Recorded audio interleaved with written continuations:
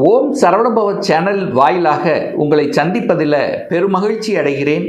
இன்றைய பதிவு 2026 ஜூன் மாத பலன்களை நம்ம பார்க்க போகிறோம்.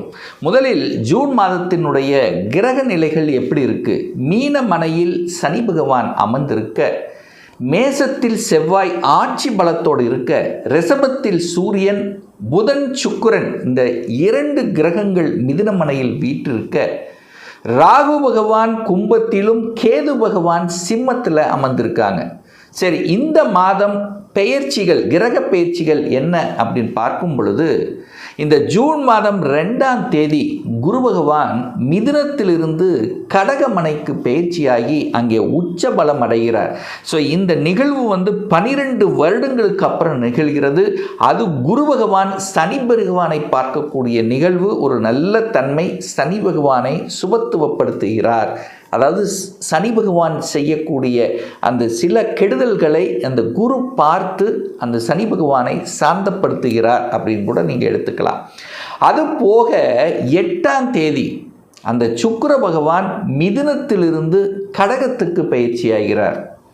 அதே போல 15ஆம் தேதி, ஜூன் மாதம் 15ஆம் தேதி சூரிய பகவான் ரிஷபத்திலிருந்து மிதுனத்துக்கு பயிற்சியாகிறது. அதே போல 21/6/2026 அன்று செவ்வாய் பகவான் மேசத்திலிருந்து ரிஷபத்துக்கு பயிற்சியாகிறார். அதே போல் புதன் பகவான் பார்த்தீங்கன்னா ஜூன் 22ஆம் தேதி மிதுனத்திலிருந்து கடகத்துக்கு பயிற்சியாகுது. ஸோ இந்த கிரக அமைப்புகளை வைத்துக்கொண்டு என்ன மாதிரியான பலன்கள், சாதகம் என்ன, பாதகம் என்ன, எதை செய்யலாம், எதை செய்யக்கூடாது என்பதை பற்றி 12 ராசிகளுக்கும், அதாவது மேசத்திலிருந்து மீனம் வரை டீட்டெயிலாக நம்ம பார்க்க போகிறோம்.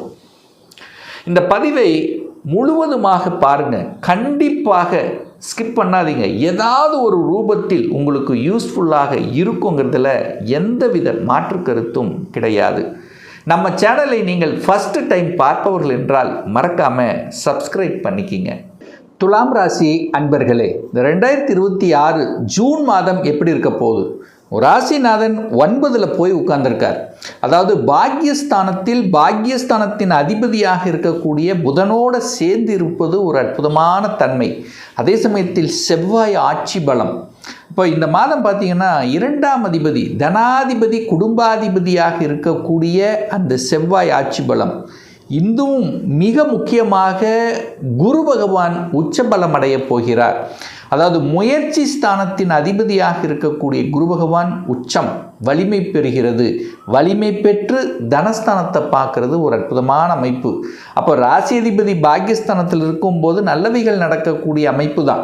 அதாவது உங்களுடைய எண்ணங்கள், செயல்கள், சிந்தனைகள் சில மாற்றங்களை கொடுத்தாலும் அது ஒரு நல்ல மாற்றத்துக்காகவே கண்டிப்பாக இருக்கும். ஒரு சேஞ்சஸ்ங்கிறது கண்டிப்பாக இந்த ஜூன் மாதம் துலாம் ராசி என்பவர்களுக்கு நிச்சயமாக உண்டு. ஒன்று பொருளாதார ரீதியாக, குடும்ப ரீதியாக, அதே சமயத்தில் அதாவது குடும்ப ரீதியாக அப்படின்னு சொல்லும்போது குடும்பத்தில் சில கசப்புணர்வுகள் இருந்து கொண்டிருந்த நிலைகள் மாறப்போகிறது அப்படின்னு நான் சொல்ல வரேன். அதே சமயத்தில் ஒரு இடமாற்றம், அதாவது தொழிலுக்காக, வேலைக்காக, உத்தியோகத்துக்காக ஒரு மாற்றங்கள் கொடுக்கக்கூடிய அமைப்பு இந்த ஜூன் மாதம் கண்டிப்பாக உண்டு. செவ்வாய் வலிமை பெறும்போது என்னன்னா கோபம் வரும். சில சமயங்களில் கோபம், ஆக்ரோஷம் வெளிப்படுத்தும். ஸோ அங்கே மட்டும் கொஞ்சம் கண்ட்ரோலாக இருக்கணுங்கிறத ஞாபகத்தில் வச்சுக்கோங்க. ஏன்னா கோபக்கார கிரகம் என்று சொல்லக்கூடிய செவ்வாய் பகவான் ஆட்சியாக இருந்து உங்கள் ராசியை பார்க்கக்கூடிய அமைப்பு இருக்கிறதுனால மட்டும்தான் கொஞ்சம் நிதானம், பொறுமை அவசியம் என்பதை உணர வேண்டும். குரு பெயர்ச்சிக்கு அப்புறம், அதாவது இந்த ஜூன் மாதம் 2ஆம் தேதிக்கு அப்புறம் கண்டிப்பாக 10ஆம் இடத்துல உட்காரும்போது தொழில், வேலை, வியாபாரத்தில் ஒரு சேஞ்சஸ்ங்கிறது கண்டிப்பாக உருவாக்கும். இதில் எந்தவித மாற்று கருத்தும் இல்லை. அப்போ ஒரு சேஞ்சஸ்ங்கிறது நல்ல விதமான ஒரு சேஞ்சஸ் அப்படிங்கிறத நீங்கள் எடுத்துக்கணும். பொருளாதார விஷயங்கள், தன விஷயங்கள் எப்படி இருக்குது அப்படின்னா 2ஆம் அதிபதி, தனஸ்தானாதிபதி ஆட்சி பலம் ஸ்ட்ராங்காக இருக்கார். தனக்காரக கிரகமான குரு பகவான் உச்சமாக இருக்கார். அப்போ அந்த தனக்காரக கிரகம் உச்சமாக இருந்து எங்கே பார்க்குறார்? 2ஆம் இடத்தையே பார்க்குறார். தனஸ்தானத்தை பார்ப்பது ஒரு அற்புதமான ஒரு அமைப்பு. ஸோ அதுவும் இந்த சுக்கிரன் ஜூன் மாதம் 8ஆம் தேதிக்கு அப்புறம் குருவோட வந்து இணைந்து கண்டிப்பாக தனஸ்தானாதிபதியான அந்த செவ்வாய் சுக்கிரனை பார்க்குறார். அப்போது பொருளாதார ஏற்றம் என்பது கண்டிப்பாக உண்டு. எதில் வேலையாக இருந்தாலும் தொழில் வியாபாரம் எதில் நீங்கள் இருக்கிறீங்களோ அதில் உயர்வை தரக்கூடிய ஒரு மாதம் இந்த ஜூன் மாதம் துலாம் ராசி என்பவர்களுக்கு. குடும்பம் நன்றாக இருக்குமா? நல்லபடியாக இருக்கும். அதாவது குடும்பத்தில் சில கசப்புணர்வுகள் இருந்தாலும் இந்த மாதம் அது விலகிவிடும். ஒருவருக்கொருவர் புரிந்து கொள்ளக்கூடிய உணர்வு அப்படிங்கிறது நிச்சயமாக ஏற்படுத்தும். பெரிய மனிதர்களின் தொடர்பு என்பதும் குருமார்களினுடைய ஆசீர்வாதங்கள், குருமாரனுடைய அனுகிரகங்கள் இந்த மாதம் துலாமுக்கு நிச்சயமாக உண்டு.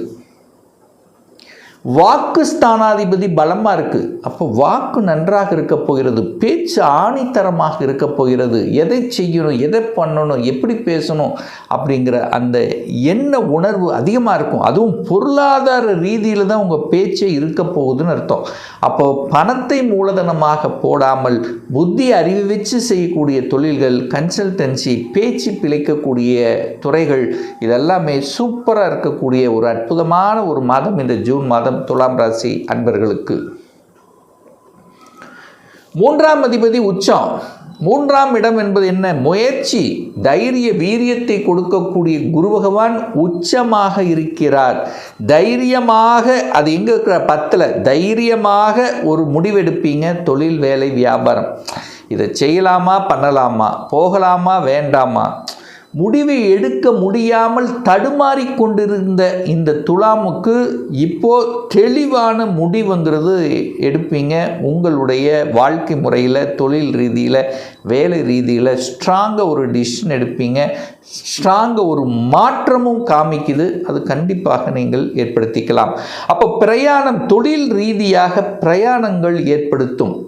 ஏன்னா 10ல் இருக்கார், 3க்குரியவன் 10ல் இருக்கார். அப்போ சிறுதூர பிரயாணங்கள்ங்கிறது கண்டிப்பாக உண்டு. தொழிலில் சில ஒப்பந்தங்கள் கிடைக்கக்கூடிய வாய்ப்புகள், சந்தர்ப்பங்கள் உண்டு. அப்போ உங்கள் தொழிலினுடைய வளர்ச்சிக்கு சில ஒப்பந்தங்கள் போடுவீங்க.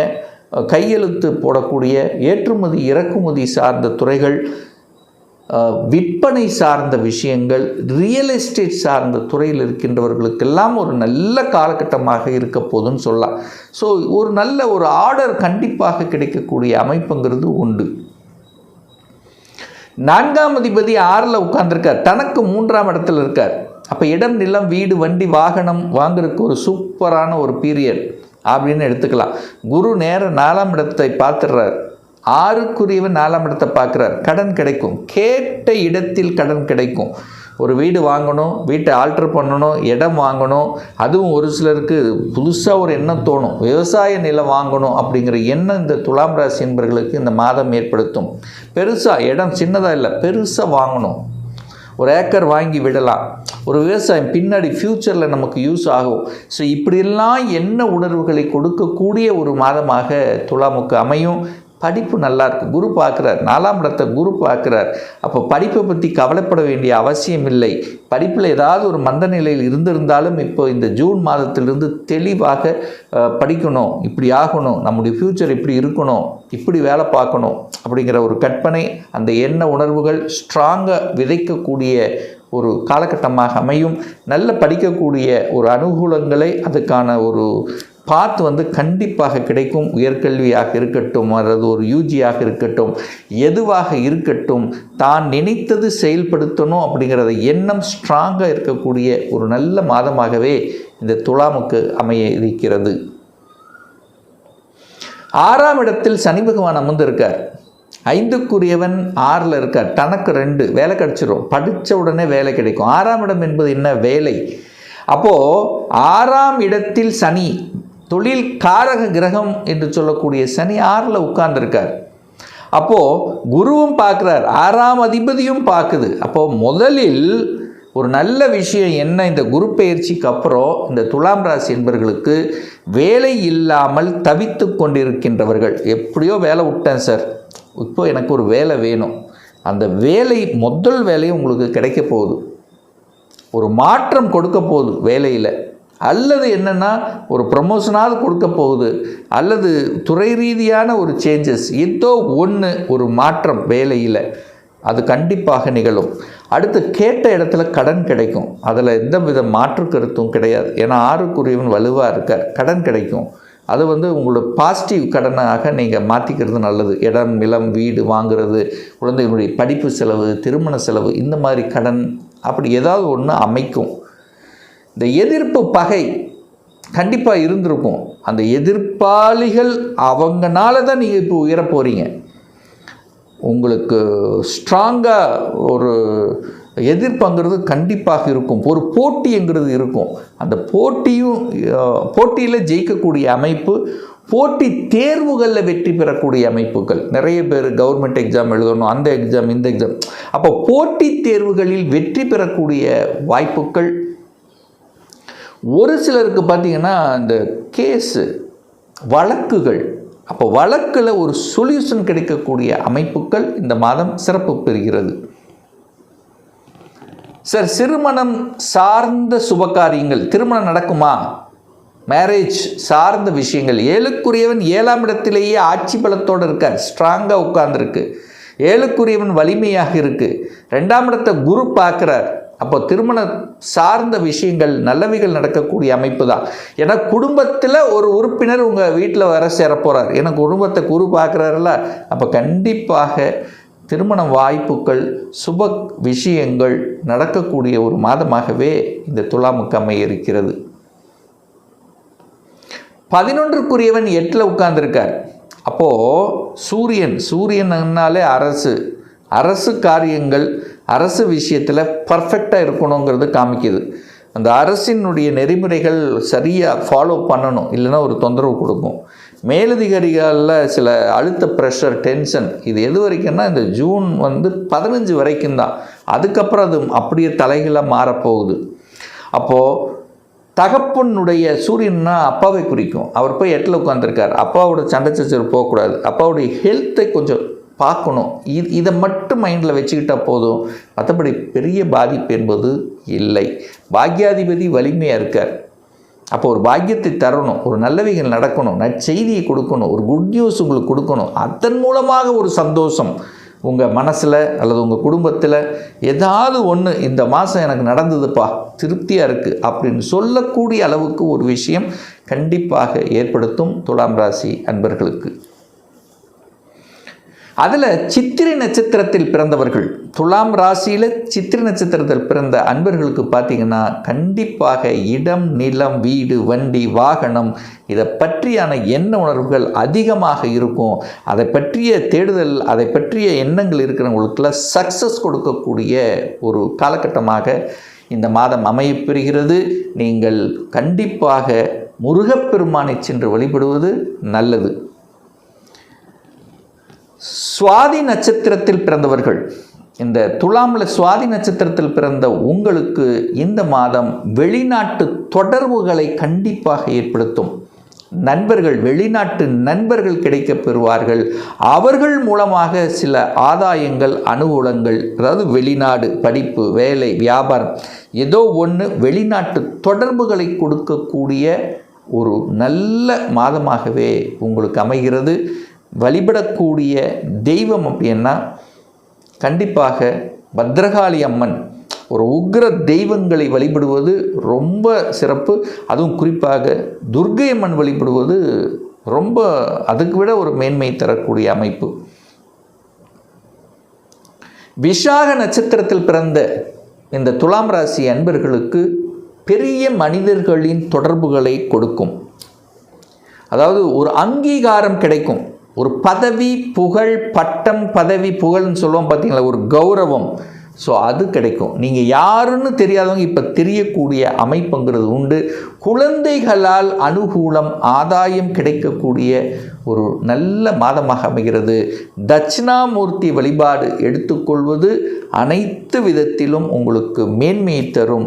அந்த தட்சிணாமூர்த்தி வழிபாடு எடுத்துட்டிங்கன்னா கடன் சார்ந்த விஷயங்கள், நோய், எதிர்ப்பு, பகை இது அத்தனையும் விலகுங்கிறதுல எந்தவித மாற்று கருத்தும் கிடையாது. இன்னும் ஒரு துல்லிய பலன், உங்கள் ஜாதகத்தில் கிரகங்கள் எப்படி இருக்குது, என்ன மாதிரியான தன்மையில் இருக்குது, என்ன ஆதிபத்தில் இருக்குது, எந்த டிகிரியில் இருக்குது, இப்போ நடப்பு தசாநாதன், புத்திநாதன், அந்தர்நாதன், சூட்சமநாதன் எப்படி இருக்குது என்பதை பொறுத்து நீங்கள் கேட்கக்கூடிய எந்த கேள்வியாக இருந்தாலும் சரி, இந்த 2026 எப்படி இருக்க போகுது, சொந்த தொழில் செய்வதற்குண்டான கொடுப்பினை இருக்கா, அப்படி இருக்கக்கூடிய பட்சத்தில் எப்போ நம்ம சொந்த தொழிலை ஆரம்பிக்கலாம், வேலையில் எப்போ நமக்கு ப்ரமோஷன் கிடைக்கும், இப்போ +2 முடிச்சிட்டேன், எந்த கோர்ஸ் எடுத்து படித்தா நம்முடைய ஃப்யூச்சர் நன்றாக இருக்கும், இன்ஜினியருக்கு போகணுமா இல்லை டாக்டருக்கான கொடுப்பினை இருக்கா, அல்லது இன்ஜினியரில் கம்ப்யூட்டர் சயின்ஸ் ஈஸி, எந்த கோர்ஸ் எடுத்து படிக்கக்கூடிய கொடுப்பினை நம்முடைய ஜாதகத்தில் இருக்கிறது, 2026 எப்போ நமக்கு திருமணம் நடக்கும், எப்போ குழந்தை பாக்கியம் கிடைக்கும், எப்போ நான் வீடு கட்டுவேன், இது போன்ற கேள்விகளுக்கு துல்லியமான பதிலை நம்மால் கூற முடியும். ஒரு பர்சனல் கன்சல்டேஷன் எடுத்துக்கணும், ஒரு சுய ஜாதகம் பார்க்கணும் என்று விருப்பப்படக்கூடிய அன்பர்கள் டிஸ்பிளே தெரியக்கூடிய நம்பருக்கு வாட்ஸ்அப் மூலியமாகவோ ஃபோன் கால் மூலியமாகவோ தொடர்பு கொண்டு அப்பாயின்மெண்ட் பெற்றுக்கொண்டு நேரடியாகவோ அல்லது ஆன்லைன் மூலமாகவோ கன்சல்டேஷன் எடுத்துக்கலாம். நம்முடைய அலுவலகம் கோயம்புத்தூரில் அமைந்துள்ளது. அதாவது கோயம்புத்தூரிலிருந்து மேட்டுப்பாளையம் செல்லும் வழியில் வெள்ளக்கிணறு பிரிவுக்கு பக்கத்தில், அதாவது அண்ணாபூர்ணா ஹோட்டலுக்கு அருகில் அமைந்துள்ளது. பிரியர் அப்பாயின்மெண்ட் வாங்கிட்டு நேரடியாக கன்சல்டேஷன் எடுத்துக்கலாம். மீண்டும் ஒரு நல்ல பதிவில் உங்களை சந்திக்கும் வரை உங்களிடமிருந்து விடைபெறுவது உங்கள் அஸ்ட்ராலஜர் டாக்டர் சதீஷ்.